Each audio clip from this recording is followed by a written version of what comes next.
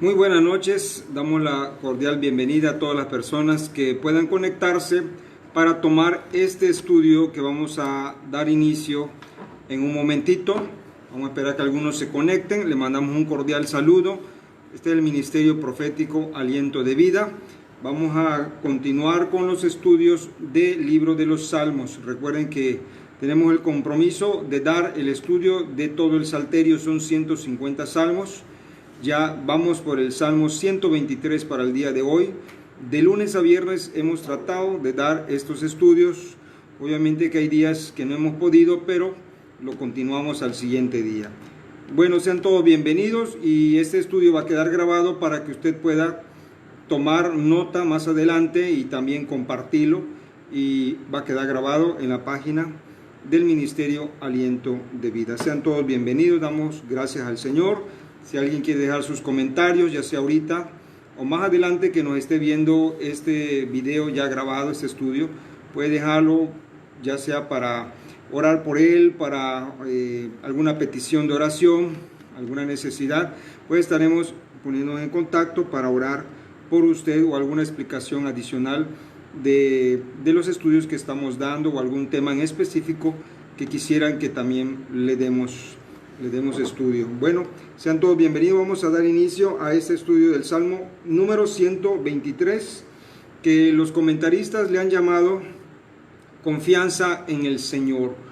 Otro comentarista le ha puesto plegaria pidiendo misericordia, porque también habla de eso. Yo en lo personal, como estamos aplicando el libro de los Salmos para nuestras vidas, pues yo le he puesto otro título refiriéndonos a la aplicación de lo que espiritualmente corresponde. En una parte, porque tiene muchas aplicaciones, yo le he puesto reconociendo el señorío de Jesucristo. Obviamente que en el Antiguo Testamento no se menciona la palabra, ¿verdad?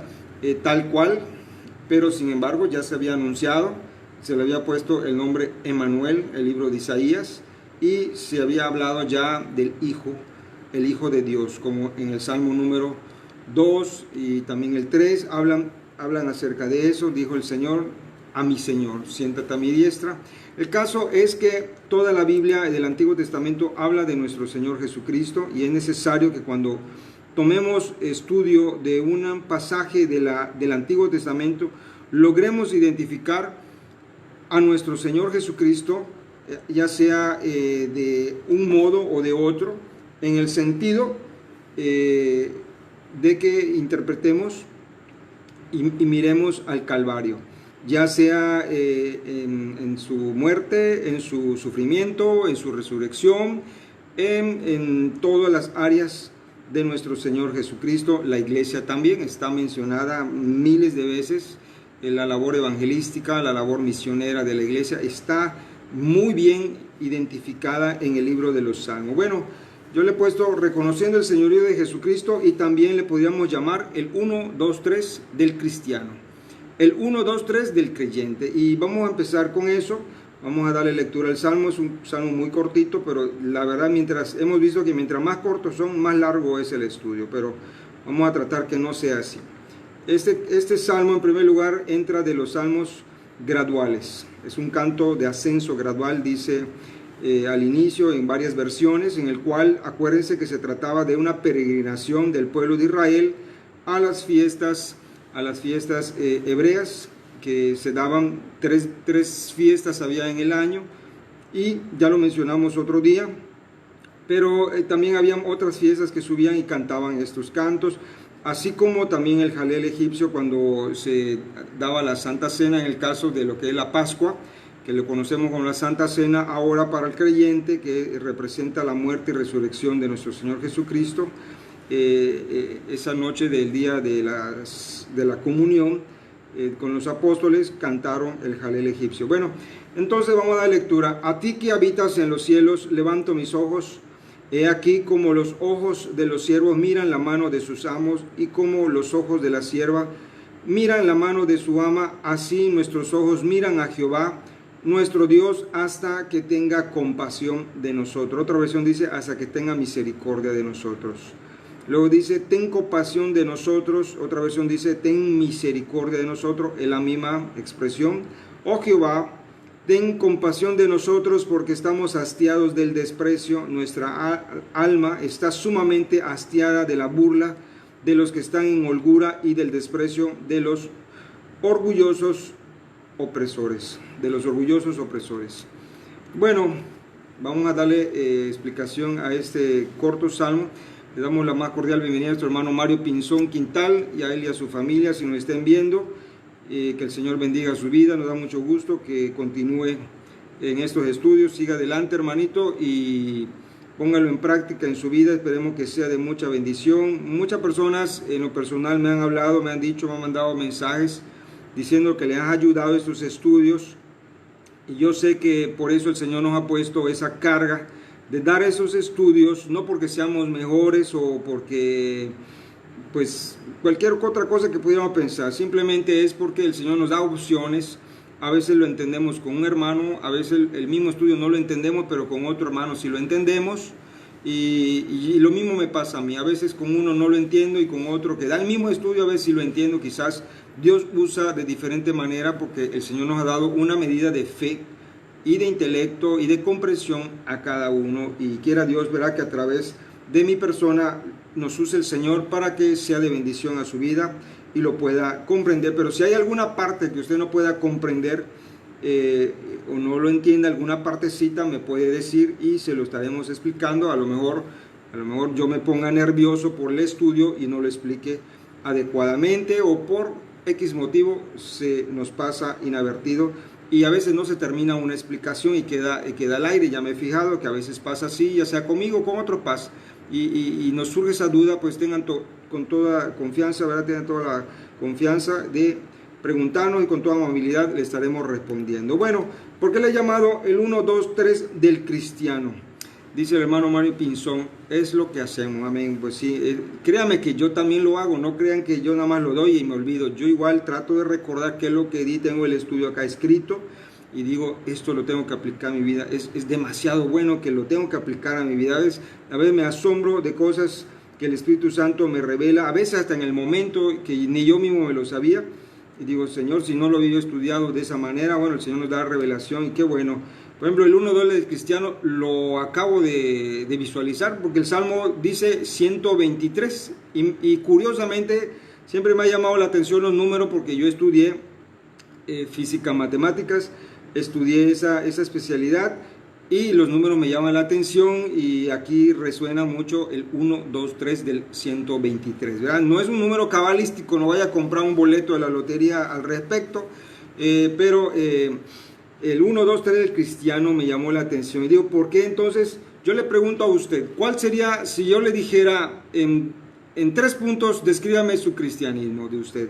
En 3 puntos, el 1, 2, 3 del creyente. Por ejemplo, hay libros que dicen el ABC de las computadoras, el 1, 2, 3 de la plomería, el ABC del aire acondicionado, el ABC de la mecánica.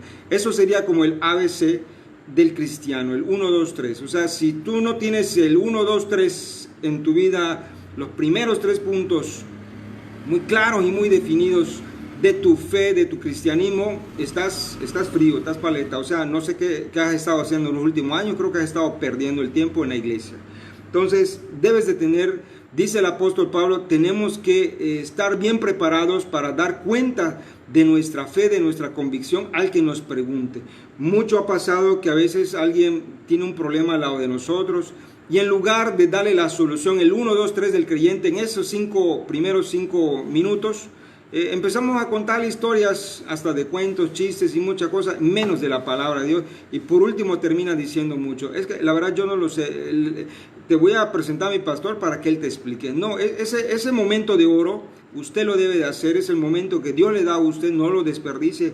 Claro que le puede decir al pastor, pero si usted estuviera bien preparado, no habría necesidad de perder ese tiempo valioso, ¿verdad? Entonces, también, por ejemplo, yo quisiera enseñar a los hermanos de Aliento de Vida y de todos los amigos que nos ven, que pudieran expresar su fe en 3 minutos, o lo que dure un ascensor en subir a un determinado piso en un edificio, sobre todo hay ciudades grandes, cuánto dura el ascensor. Hay gente en ese ascensor, va callada, va silbando, va en silencio. Ahí en esos 3 minutos usted le puede hablar de Dios perfectamente y hasta que acepta a Cristo y que haga hasta la oración de fe antes de que abran la puerta del ascensor. Lo mismo en un trayecto de un autobús, lo mismo en un trayecto de un tren o de un barco o de una combi o simplemente en el paradero de donde están esperando la combi en una cola. Ahí perfectamente usted puede agarrar en frío a cualquiera, ya sea el de adelante o el de atrás de la cola, y darle en 3 minutos el 1, 2, 3 del creyente. Y esa persona ya no va a tener excusa de un día decir nunca me dijeron nada ni nadie. Entonces pierda usted la pena. El 1, 2 del cristiano, bueno, quizás eso es lo que yo veo. Otro me dirá, no, el 1, 2, 3 del creyente dice esta otra cosa. Y otro me dirán, bueno, eso es mi perspectiva que el Espíritu me está dando. No es malo que tenga usted otra perspectiva, simplemente es mi perspectiva, por ejemplo, refiriéndome a este salmo, porque no voy a hablar de otra cosa, sino de lo que dice este salmo. El 1, 2, 3 del creyente dice así. La primera sería convicciones inamovibles. O sea, tú tienes que tener una fe, un fundamento, una base de tu fe, de tu creencia inamovible, una convicción. ¿En dónde está fundamentada tu fe, tu confianza? Pues en la muerte, en la resurrección de nuestro Señor Jesucristo, y obviamente que tiene que ver con la Biblia, los principios bíblicos, tiene que ver que nuestra vida esté fundamentada en la roca que es Jesucristo. Así es, ¿para qué? Para que nos vaya bien en la vida, porque el que esté cimentado y fundamentado en la roca que es Jesucristo, en su palabra, así es, nunca resbalará jamás. Pero aquí el 1, 2, 3 se refiere no solo a creer, sino a aquel que conoce y lo pone en práctica los principios. Bueno, y el segundo sería ese que conoce, sería obediencia al límite. El primero es convicciones inamovibles, convicciones de fe inamovibles. Y aquí lo voy a escribir porque me faltó, convicciones de fe inamovibles. Convicciones de fe inamovibles.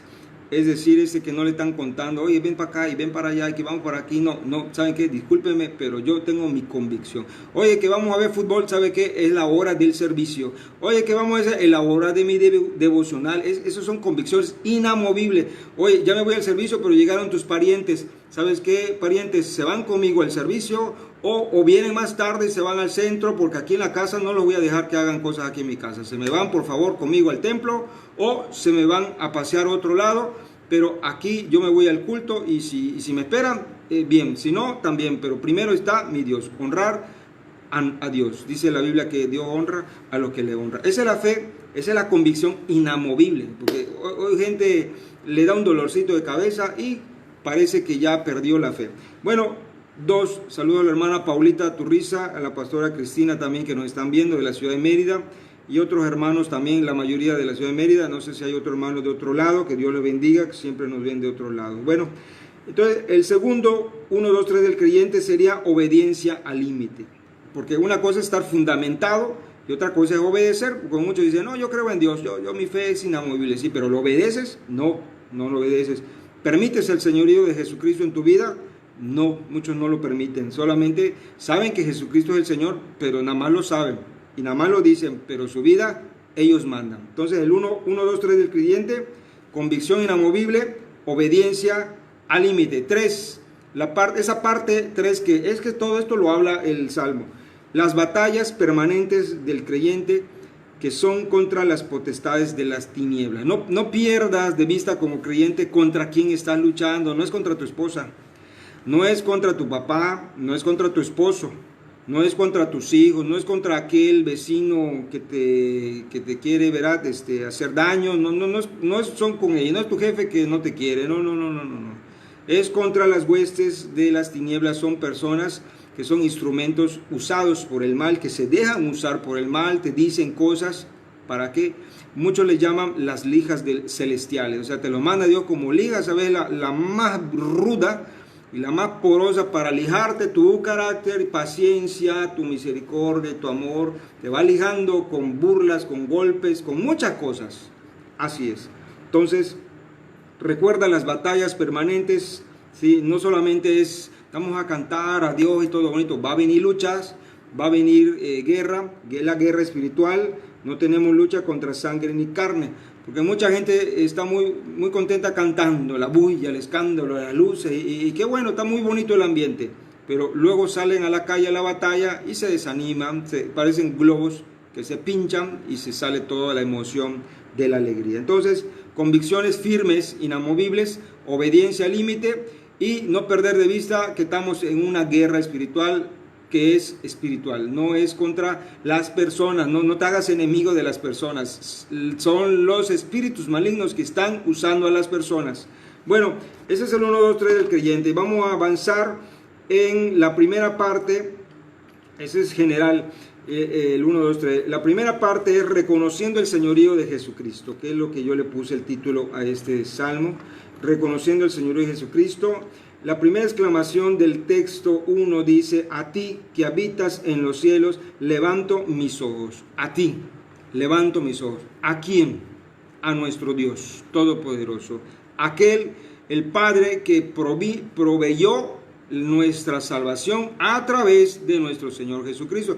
Cuando ellos escribieron ese salmo, lo tenían nada más ahí vagamente, como una sombra que iba a venir, como nube, como niebla, dice el apóstol Pablo, de todo lo que iba a venir, que era nuestra salvación a través de Jesucristo. Entonces, a ti que habitas en los cielos, al cual hay un nombre que se nos ha dado, sobre todo nombre, que es nuestro Señor Jesucristo. Entonces, la primera exclamación expresa una determinación en dónde está fundamentada nuestra fe, nuestra vida, y dónde nacen nuestras convicciones, dónde tenemos puesta nuestra esperanza, la primera y la última. O sea, ahí te vas a morir, ahí vas a permanecer firme hasta la muerte, ahí. No es hasta que te caiga mal el pastor, no es hasta que no tengas dinero, no es hasta que te deje tu esposo, no es hasta que te quedes sin trabajo y ya te empiezas a gritar como loco. No, son convicciones firmes, inamovibles. Tu convicción y tu esperanza primera y última. O sea, aquí nos morimos en la raya, como Daniel y como Sadrach, Mesach y Abednego son ejemplos muy claros que ellos se murieron en la raya. Y de hecho no se murieron, simplemente ellos fueron probados al límite. Entonces, muchos, a pesar que dicen que creen en Dios, todos los que a veces les preguntamos, ¿creen en Dios? Sí, creo en Dios, sí. Pero ¿en qué está fundamentada tu esperanza? No, hermano, es que yo no puedo ir a la iglesia porque si no trabajo, no como. Es la mayoría de la gente que me ha dicho eso. Se lo digo porque casi todos los que invito y que no quieren venir me dicen, es que hermano, si no trabajo, no como. Pero yo creo en Dios. Yo oro en mi casa. Yo leo la Biblia en mi casa, pero mi trabajo no lo suelto. Es más, ni siquiera piden permiso para ir a la iglesia. Está bien el trabajo, hay que ir a trabajarlo. Yo trabajé también y sigo trabajando, solo que ahora trabajo sin horario, pero cuando yo trabajaba con un horario, yo le decía a mi jefe, la hora de mi culto es sagrado, jefe. Jefe, ¿lo escucha? Sí, es sagrado. Y el jefe me decía, es que sin trabajo no vas a comer. Ah, pero sin Dios no hay trabajo tampoco, jefe. Y era una lucha encarnizada contra el jefe, que a veces tenía que viajar ese día a una campaña y a veces ese día había curso, pero yo decía, curso del trabajo o campaña, pues mi campaña, Dios. Y regresaba al trabajo y me decían cosas, pero ahí estaba ya, me hacía yo loco, pero primero era mi Dios, así es. Entonces Dios honra a lo que le honra. Y claro que todo eso tienes que estar en oración, porque no es nada más enfrentarte así a lo loco, porque si no al rato ya te corren. Entonces, tus clientes, ¿esperas de tus clientes que ellos te den de comer o es Dios el que te da de comer? Hay gente que le besa la mano a los clientes cuando debe estar de rodillas a Dios pidiéndole a Dios, ¿verdad? Otros, su cuenta del banco, su sueldo, su salario, sus posesiones, el gobierno, su pareja. En el caso de las mujeres dice, no, es que mi marido, porque mi marido, si mi marido dice que no, pues no. Sí es cierto, el marido es la cabeza del hogar, pero tampoco tienen ganas de ir a la iglesia a la mujer, así que le echa la culpa al marido. Mejor diga, no quiero ir y ya, porque si usted se pone a orar, decir, voy a ir al templo, porque aunque mi esposo me dice que no, pero voy a orar para que un día me deje. He visto miles, no cientos, miles de casos de mujeres abnegadas orando, que al final el marido les dice, ve. Y hay otros casos que dice, voy contigo. Y hay otros casos, ya los más últimos y los menos que queremos, que como no le deja ir el marido, se termina muriendo y al final pues la mujer va libremente. Que no queremos que pase eso, y tú si eres de los que no dejan ir al culto a tus hijos, a la esposa, al esposo o algo, mucho cuidado porque te estás enfrentando a un Dios todopoderoso. Así es. Entonces hay gente que se esperanza más de las promesas porque un político le dijo que le iba a ayudar, como ahorita están en campaña mucho, ¿verdad? Le vamos a ayudar, que es lo mismo, van con lo mismo, ¿verdad? Entonces una cosa es poner nuestra confianza en el futuro, de dónde está Dios y que por allá yo sí sé, y otra cosa, ¿qué estamos haciendo hoy en día? Son dos cosas diferentes. Creer que sí dependes de Dios, que Dios tiene el primer lugar y que si Dios permite, y que si Dios dispone las cosas se van a hacer. Y otra cosa es qué estás haciendo ahorita, si realmente estás viviendo con esa firme convicción. Bueno, entonces yo te digo, si has estado tan ocupado que no tienes tiempo para Dios, o ya te involucraste en un servicio en las cosas de Dios, porque una cosa es decir creo en Dios y otra cosa es servir a Dios.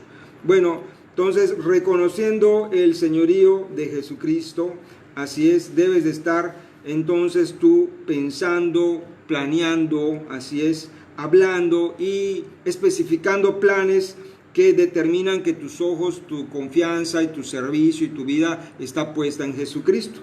Porque una cosa es decirle y otra cosa es pensarlo. ¿Cómo miras a Dios? Otros lo miran a veces de una manera tal como Dios está arriba y yo puedo hacer lo que yo quiera. Así terminan haciendo muchos.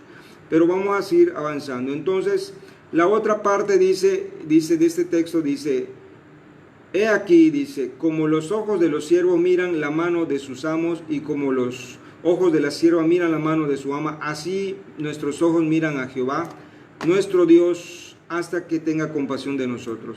Ese texto me recuerda cuando dice, al Señor tu Dios servirás, solamente a Él honrarás y servirás. Bueno, ¿qué dice eso? Pues habla siempre del señorío de Jesucristo. Él es nuestro Rey, Él es nuestro Señor, a quien debemos de servir. No solamente Él es el Rey y Él es el Señor, nada más, porque hay gente que dice, Él es el Rey, sí, Él es el Rey, y yo soy el que mando aquí. En mi vida yo mando. Dios sí es el Rey, pero yo mando y yo determino qué voy a hacer. Si Dios dispone, hasta dicen eso, pero en realidad no es así. Si tú reconoces el señorío de Jesucristo en tu vida, entonces tú también debes de estar planeando algo en tu cabeza, servirle a ese Señor, exactamente. Porque lo que tú piensas determina, así es, lo que determina realmente dónde tienes puestos tus ojos es un pensamiento, tus pensamientos, no es tu voz, no es lo que tú dices, lo que tienes en tu pensamiento y tus acciones terminan diciendo en quién tienes puesto tu confianza y quién es tu Señor, así es. Entonces aquí dice el Salmo, reconocemos el señorío de Dios, el señorío de Jesucristo en otras palabras. Te miramos como los siervos miran a su Señor. ¿Cómo miras a Dios? Porque hay unos que lo miran cínicamente, o sea, pecan y van allá, Señor, perdóname.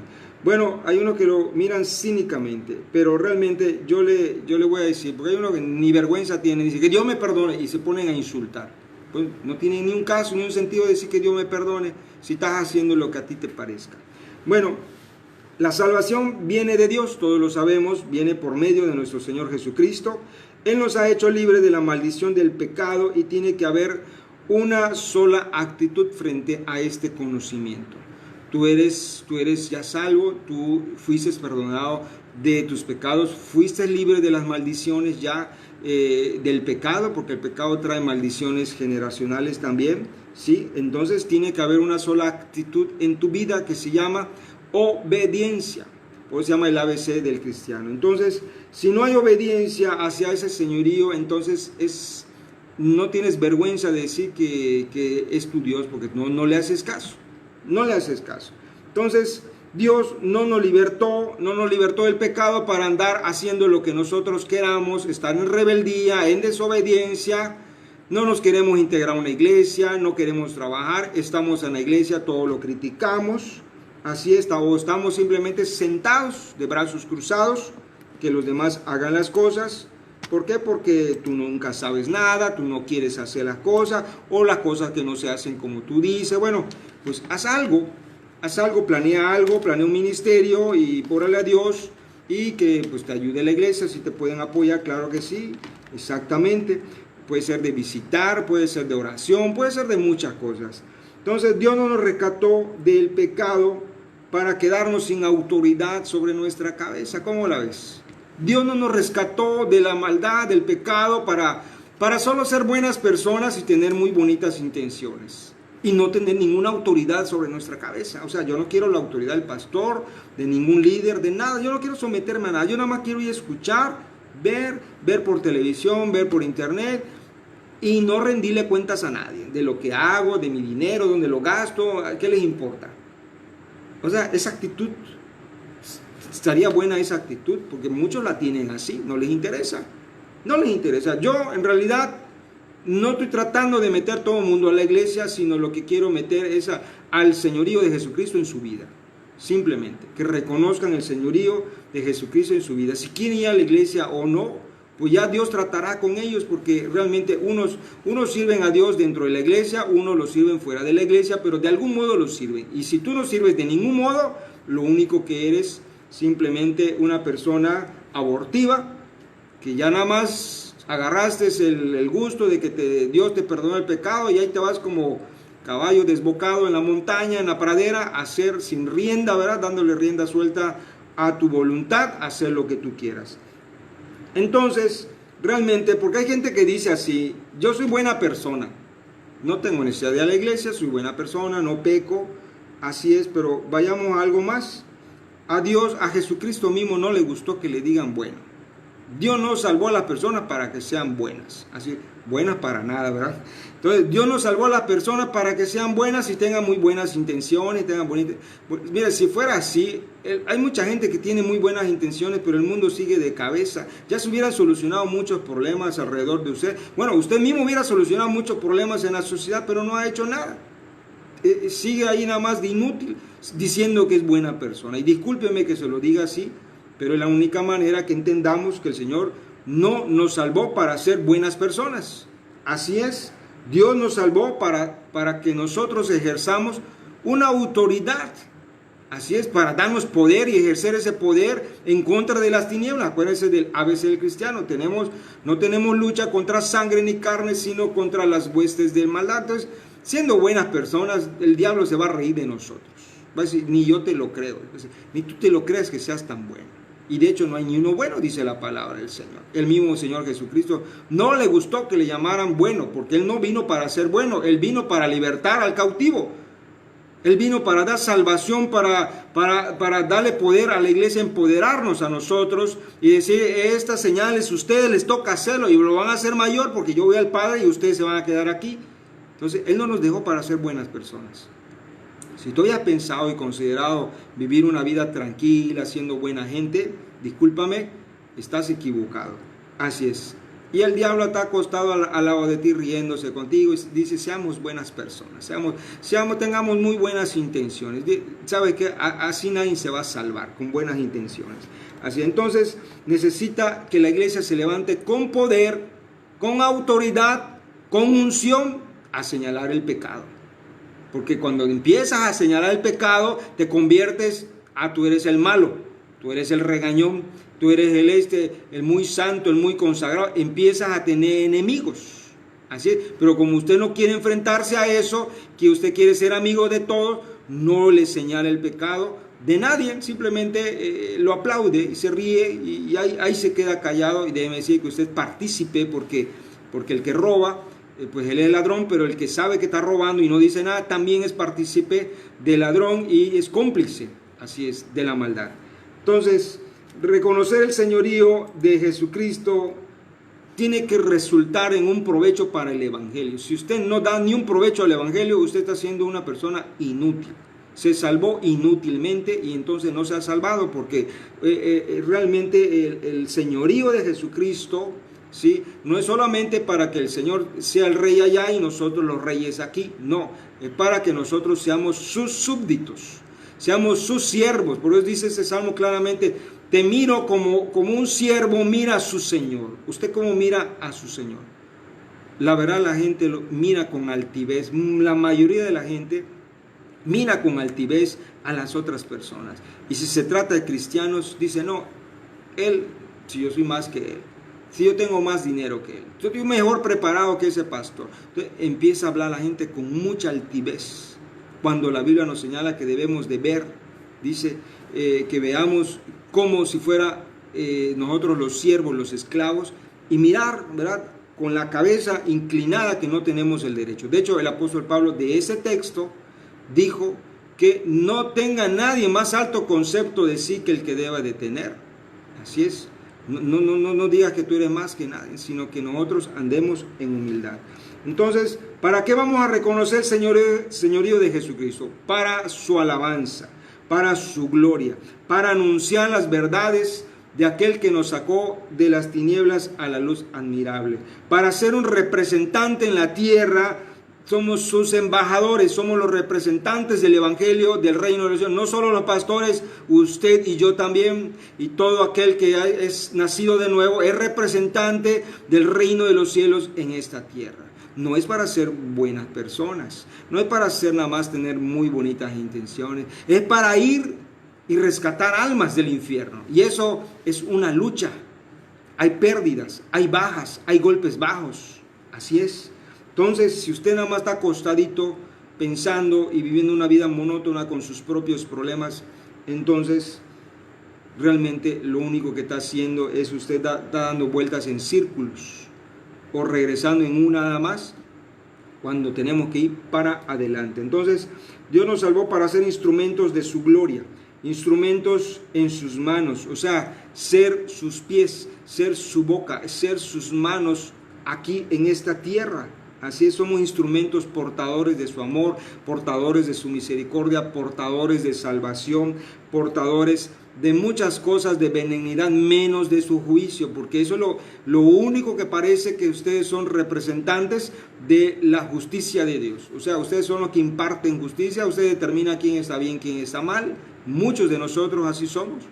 Pero Dios no nos puso como instrumentos de ese tipo de justicia, instrumentos de rectitud, demostrar la rectitud, la integridad. Eso sí, usted puede ser instrumento de rectitud, instrumento de amor, pero si usted no es instrumento de nada, solamente es un instrumento inerte que camina nada más, come, duerme, no tiene ni un provecho el evangelio con usted. O sea, el evangelio no va a crecer nunca con usted, el evangelio nunca va a tener ni un provecho, el reino de los cielos no va a aumentarse con usted, porque ni usted ayuda y también no deja que otros entren.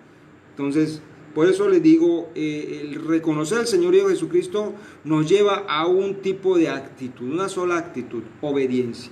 Entonces, si vas realmente a ver al Señor como tu Señor, o sea, a Jesucristo como tu Señor, tiene que haber una entrega de tu parte, una renuncia, como dijo Él, niéguese a cada uno a sí mismo, tiene que haber un sacrificio de tu vida, de tu tiempo, de tu trabajo, de tu dinero. Tiene que haber un sacrificio. Piensa en este momento qué sacrificio le has dado al Señor. Muchos saldrán rápido, dicen, no, es que ya el sacrificio lo hizo Jesucristo, ya nosotros no debemos de pagar nada. Esa es una excusa de tontos, una excusa, un pretexto para no sacrificarle a Dios tiempo, porque el mismo apóstol Pablo en Romanos 12 dice que sea nuestro culto racional un sacrificio agradable, algo, o sea que el sacrificio que vayamos a hacer que nos cueste en cuanto a nuestro desprendimiento de todo integral de nosotros, no solo no estamos hablando de dinero, de pesar, hermano, no, de tiempo, de pensamientos,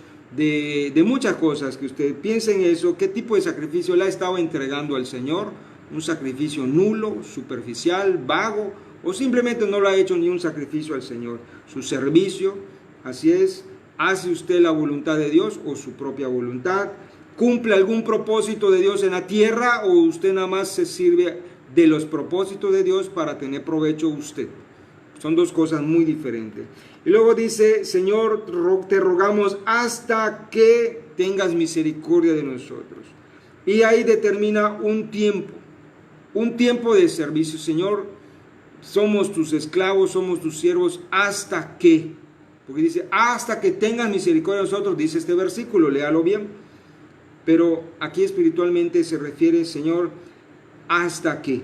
Hasta que cumplas tu propósito en mí, hasta que yo cumpla tu propósito aquí en esa tierra. Y déjame decirle, cuando usted cumpla el propósito de Dios en esta tierra, entonces el Señor le llevará en gloria. No es para que usted se quede aquí vagando. Así es, entonces nuestro tiempo se determina, ¿verdad?, mediante nuestro servicio, el cual es al límite, es decir, hasta la muerte. Un servicio en su obra, al evangelio, a la congregación, a las estrategias de evangelismo, al ministerio que usted esté ejerciendo o vaya a ejercer. Hay un tiempo, ¿hasta qué? Porque muchos dicen, yo sirvo al Señor hasta que me vaya bien, hasta que tenga tiempo, o hasta que, qué sé yo, ¿verdad? Hasta que ellos mismos determinan. Ya que lo dejó su mujer, se van al mundo, ya que perdieron su trabajo, reniegan de las cosas, pierden un ser querido, reclaman a Dios, cuántas cosas. O sea, hasta que ahí se acabó, como una batería, se acaba hasta ahí y dejan de servir al Señor. Pero por eso les dije, el 1, 2, 3 del cristiano es la convicción, es hasta la muerte. Es inamovible, inamovible, obediencia al límite. ¿Al límite de qué? De la muerte. Así es, hasta la muerte. Es decir, y luego la tercera parte de ese salmo, que la verdad tiene mucha aplicación, habla de los enemigos, dice, después que dice, somos tus siervos, pero mira, Señor, hay gente que nos desprecia, ten compasión de nosotros, ten misericordia, porque ya hasta aquí estamos de tantas burlas, de tanto desprecio, nuestra alma está sumamente hastiada de cómo los orgullosos, los altivos, los soberbios, los impíos se mofan de nosotros. Pero entendamos qué es esto, porque aquí diría, sí, cierto, que maten a los impíos, a los inicuos y que se acaben. No, ¿sabe qué? Muchas veces así decimos, crucifiquen al maestro, y nosotros mismos somos los que le estamos dando el latigazo, nosotros somos mismos los verdugos. Como había un canto, dice, y en mi sueño vi que lo abofeteaban, lo latigaban, y luego me di cuenta que el verdugo era yo. Yo era el verdugo que estaba traicionando al maestro, tanto que digo que lo amo, que yo soy mismo el que lo estoy latigando. Eso decía un canto muy fuerte, que así es, muchos decimos de Judas, cuando nosotros somos peor que Judas. Vendemos al Señor por nuestro trabajo. Judas al menos lo vendió por 30 monedas de plata. Usted por un miserable sueldo vende al Señor, no quiere ir al culto, no quiere leer la Biblia, ya llega cansado. Por un miserable, ni siquiera monedas de plata ni de oro, un miserable sueldo, así es, pesos mexicanos, no llega ni siquiera a monedas de plata.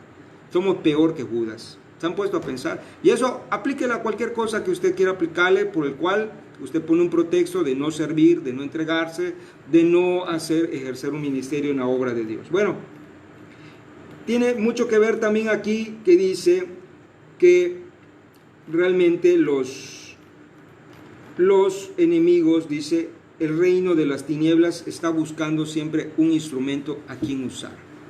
No, él imita. El Señor quiere usarnos como instrumento, como vasos, pero el enemigo usa también vasos e instrumentos. ¿Se acuerdan del mal que dice la Biblia? Va a avanzar el mal, se va a multiplicar. Usted debe de decir y orar, Señor, que el mal no avance por mí. Que no sea mi boca, mis palabras que esté diciendo sandeces a medio mundo y luego esté allá arrepentido. Que yo enmudezca para no estar mal contestando. Que yo no sea instrumento del mal para que el mal avance, que la profecía no se cumpla conmigo para mal, sino para bien, que yo sea los que tengan fe, yo sea los que tengan amor, yo sea los que prediquen tu palabra, no sea los que del amor se enfríen, no sea que cuando tú vengas no haya fe en la tierra. Dice que no, en mí encuentres fe, Señor, que yo no sea usado como instrumento del mal. Pero ¿cómo lo puedes hacer? No solo orando, tienes que ejercer algo en el Señor, y los que lo están ejerciendo, qué bueno que lo están ejerciendo. Yo les invito, les animo que sigan, porque la batalla es dura. No solamente diga, es que a mí, hermano, yo no he podido. Todos tenemos luchas, todos tenemos problemas, todos llega un momento en que nosotros nos duele, o sea, tenemos bajas. Dios le bendiga a su hermana Josiel Rodríguez, bueno, dije hermana, perdón, no sé si es hombre o mujer. Dios le bendiga, dice bendiciones pastor, muchas bendiciones a usted y a su familia. Y le estaba yo diciendo, muchas veces nosotros creemos que solo nosotros somos las víctimas y todos los demás reciben la gran ayuda del Señor y la fortaleza y no caen. Todos tenemos dolores, todos tenemos angustias, todos tenemos problemas, bajas, hermano, dice. Ese hermano, Dios le bendiga, hermano. Yo tengo un hijo que se llama Josie. También muchos piensan que es niña, pero Josie, o sea, es Josafat, y así dicen Josie. Dios te bendiga, hermanito, muchas bendiciones. Espero que también esté siendo de bendición este estudio. Entonces, nosotros tenemos ¿de qué nos agarramos nosotros? De las promesas de la palabra de Dios. Por eso es necesario que usted aprenda la Biblia. Si no va a haber en cara de todas las personas un enemigo, cuando el enemigo es usted mismo. Véase en el espejo, usted a veces es instrumento del mal, cuando critica los planes de la iglesia, cuando no quiere apoyar los planes de la iglesia, cuando no quiere cooperar, se niega a ofrendar, se niega a diezmar. Usted está siendo el traicionero, está siendo el que se burla, y luego usted está llorando, hermano, es que a mí me tiran, me dicen cosas. Cuando usted es el traicionero, cuando usted es el que está pensando, a veces dice, no, yo amo, de repente ya no lo ves. Hay gente que como a Jesús se lo hicieron, y así pasan las iglesias. No, pastor, aquí usted me va a ver fielmente todos los días, todos los domingos voy a estar con usted, voy a estar apoyando. El siguiente domingo ya no viene. Algo le pasó, que su mamá le dijo que no venga, que su mujer, que su esposa, ya todo lo que dijo y lo que prometió se le olvidó. Al Señor Jesús así le dijeron, Señor, te seguiré, abrazado de los pies llorando, Señor, te seguiré a donde quiera que tú vayas.